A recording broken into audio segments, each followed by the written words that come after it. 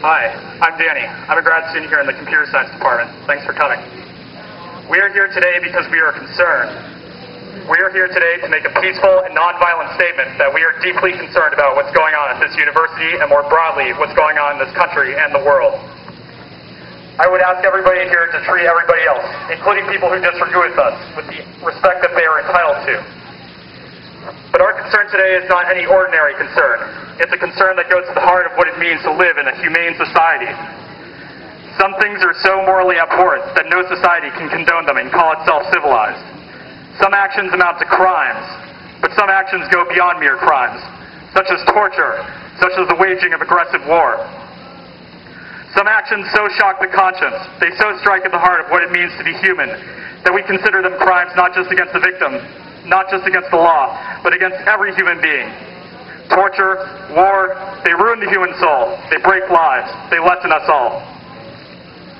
And I think what brings us here today is our concern that there is substantial evidence, growing by the day with every newly released report and memo, that a tenured faculty member here at Stanford has been, firstly, a principal participant in the planning and propaganda efforts of an aggressive war waged in supreme violation of international law, and secondly, an explicit authorizer of brutalities which have long been widely understood as torture. War and torture, hundreds of thousands, millions of ruined lives. A tenured faculty member. That is the situation which confronts us here today. Let me tell you what this is not about.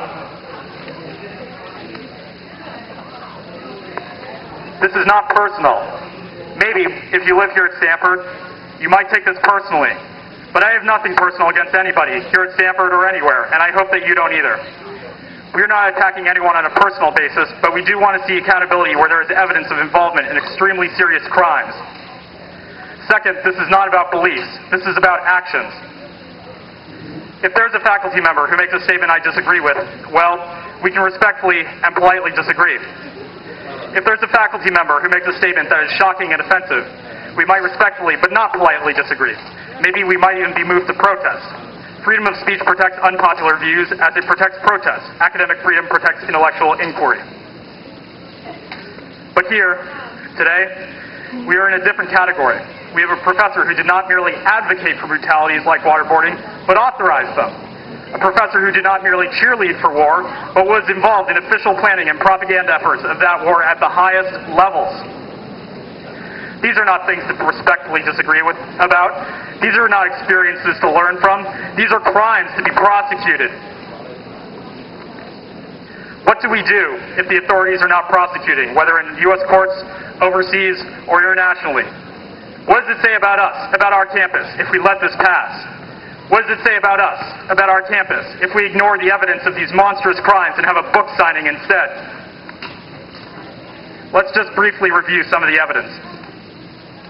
You probably all know that our professor was National Security Advisor and Chair of the National Security Council's Principals Committee. We now know that this committee authorized specific instances of waterboarding, and the discussions there were so detailed that they were almost choreographed. Moreover, our professor was not a passive participant. According to the report, she was decisive. She told the CIA, "This is your baby, go do it." Now, a declassified narrative from the Senate Intelligence Committee reveals that our professor became, on July 17, 2002, so far as we know, the first high-ranking U.S. official explicitly to authorize the brutal drowning technique known as waterboarding. Now, torture is a crime under international law. Under U.S. law, there's an international treaty about it. It's very clear. There's no defense of protecting national security. There's no defense of intelligence chatter. Read the convention. Article 2 says that no exceptional circumstances whatsoever, whether a state of war or a threat of war, internal political instability, or any other public emergency, may be invoked as a justification of torture. There are some things that, if you are minimally civilized, if you respect minimal human rights, you just don't do. The evidence suggests that it also doesn't work very well, but that's not the point. It's just wrong. It's a crime. However, there are these torture memos. More of these have come out recently. Our professor assures us that everything she authorized was legal, and these memos provide the legal argument. Well, just go and read these memos and see what you think about the reasoning. Don't be afraid of legalese. This stuff speaks for itself. Take the memo of August 1st, 2002. August 2002, just after our professor authorized